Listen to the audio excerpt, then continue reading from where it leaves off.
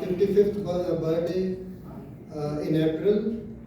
We are into financing, consultancy and capacity building of the entire infrastructure value chain.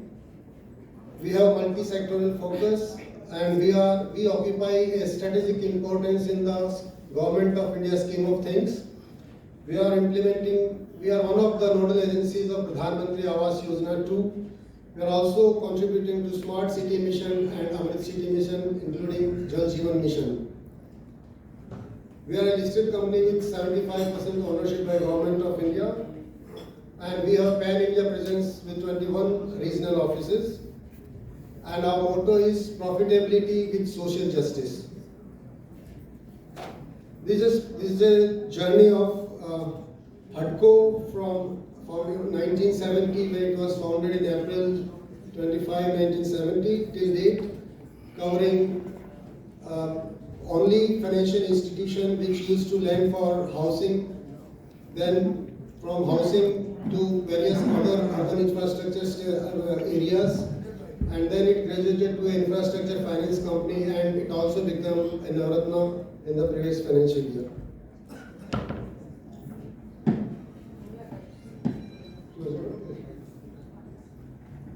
The areas are, we have pan-India presence, strong relationship with states. We have one of the lowest NPA in the industry. My gross NPA is just 1.7% as of today, and my net NPA is only 0.25%.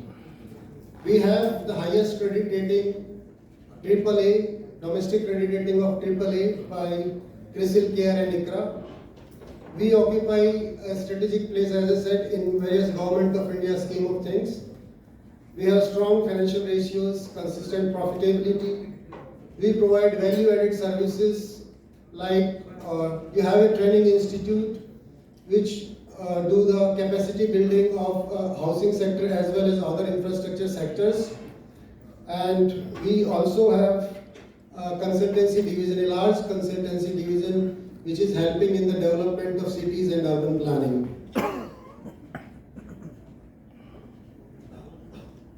We provide finance to all the sectors of infrastructure sub-sectors. As I said, we are one of the implementing agency for Pradhan Mantri Awas Yojana and other Government of India schemes pertaining to housing and urban infrastructure. We have a large consultancy division and we contribute a lot towards the capacity building of the various intermediaries in the urban infrastructure space.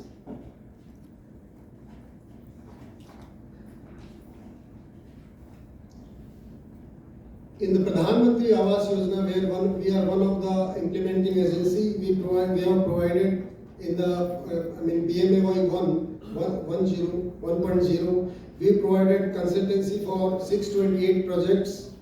We lent 42,800 crores for implementation of the scheme, and we were one of the channelizing agency for credit linked subsidy, interest subsidy of 2,600 crores.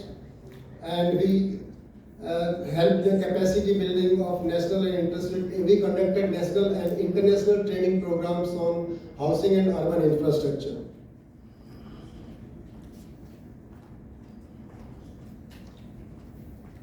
These are some of the projects which we have conceived, designed and implemented in the country. Some of the iconic buildings such as office building of ASI Dharohar Bhavan in New Delhi, then ASI Dholavira, then shopping node Bodh Gaya, and city development program for Khargone and Jhabua, Pilgrim Cultural Complex at Namchi, Sikkim, pedestrian access to Somnath Temple. So this is something which, in addition to financing, these are some of the activities which we are taking and which are basically contributing towards the development of housing and urban infrastructure space, in addition to our main role of financing.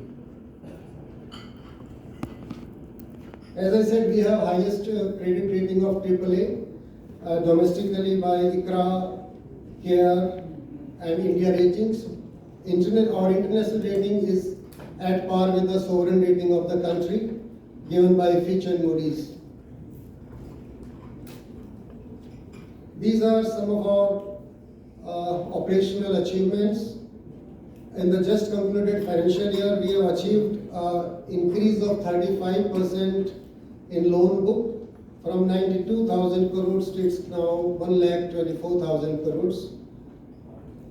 Our loan portfolio comprises of around 61% is for urban infrastructure and 38% is for housing.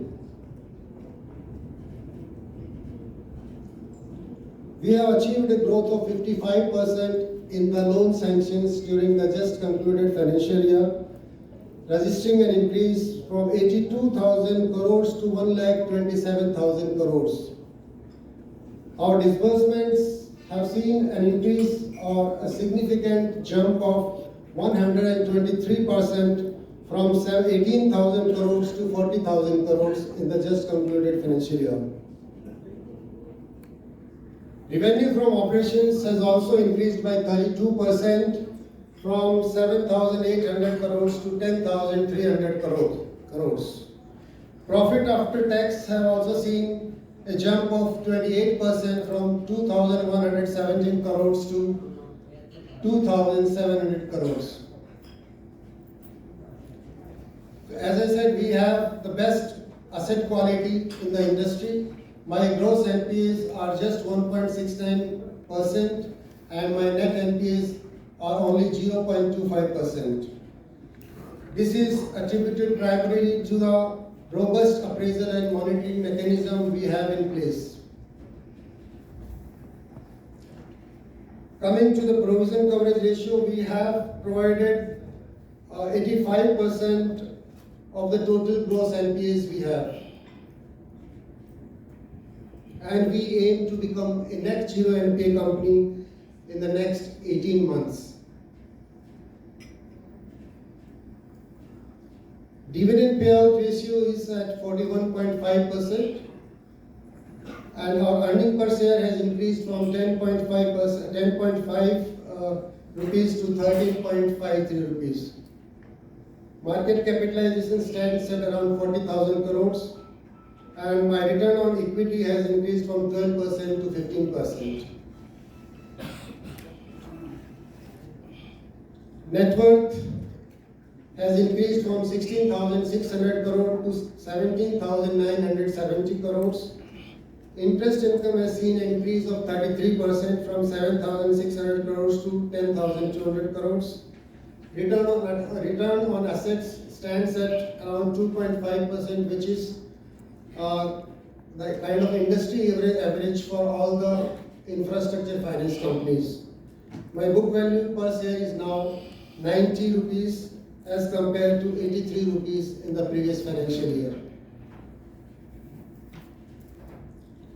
These are some of the key financial highlights.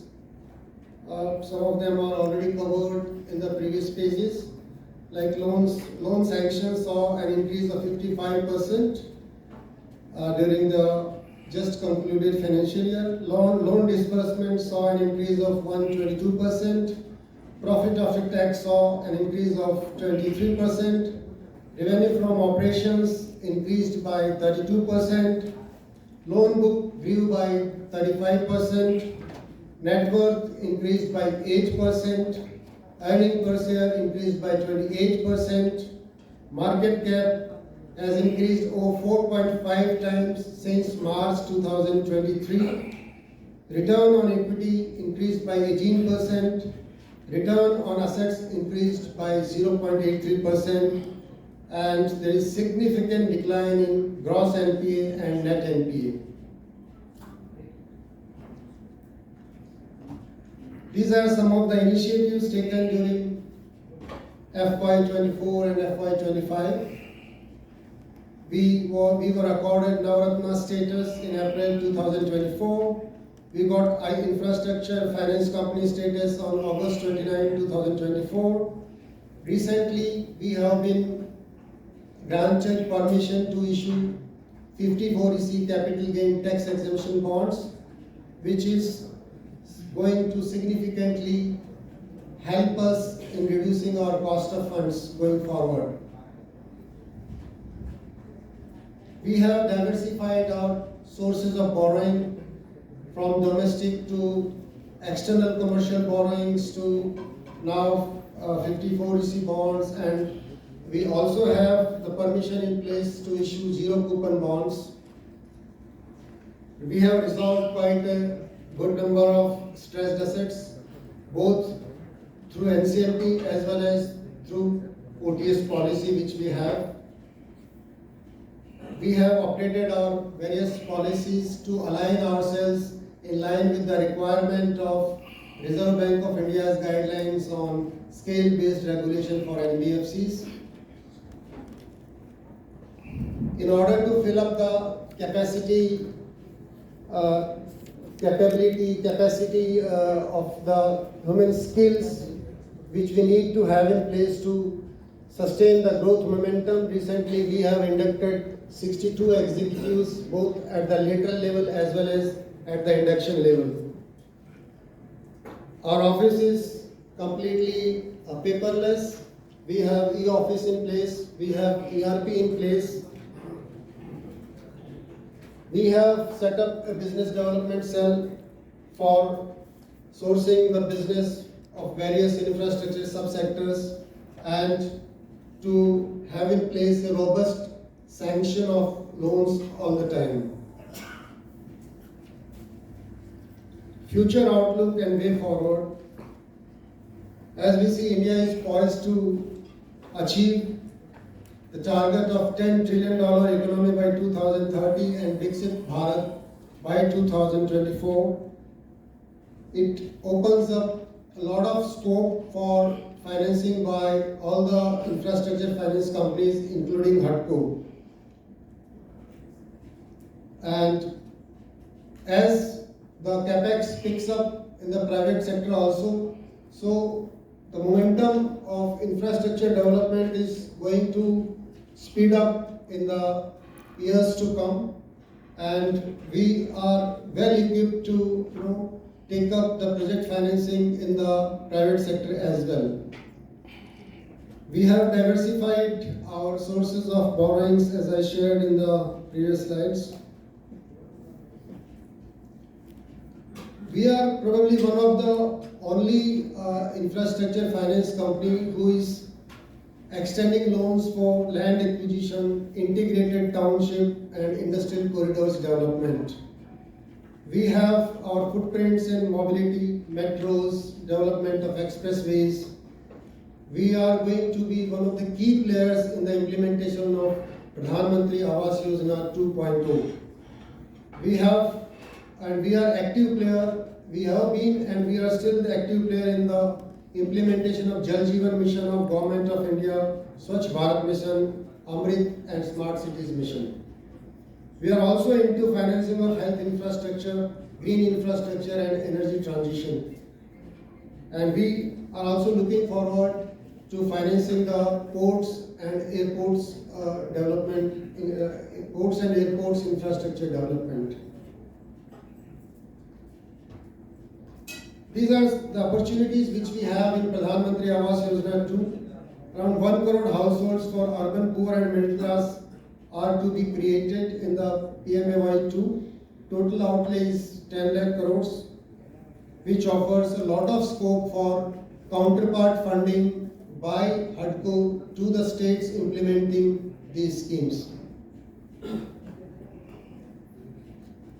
Government of India has recently launched Urban Challenge Fund in the recent budget, wherein 1 lakh crore has been earmarked for development of the infrastructure in the cities and development of new cities, out of which 10,000 crore has been earmarked for 2025-26, and HUDCO is looking forward to play a bigger role in the implementation of Urban Challenge Fund.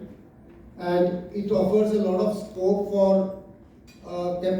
for contribution by HUDCO in the form of financing as well as the consultancy business part of it.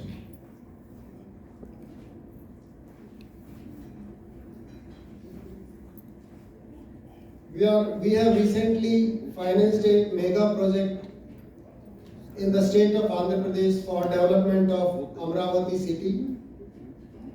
We are also into financing of multi-modal corridors and expressway financing. We have financed Virat to Alibag, MMC and Nagpur Mumbai expressway. Our focus is on bankable projects such as HAM projects in the roads and highways. We are also into water accounting and auditing, energy accounting, whatever capex is required for implementation of all these schemes, we are there. And we are also into financing of industrial housing, and we look forward to play a major role in the development of 100 large cities announced in the union budget of 2025-26. So this was a brief presentation about HUDCO. Thank you.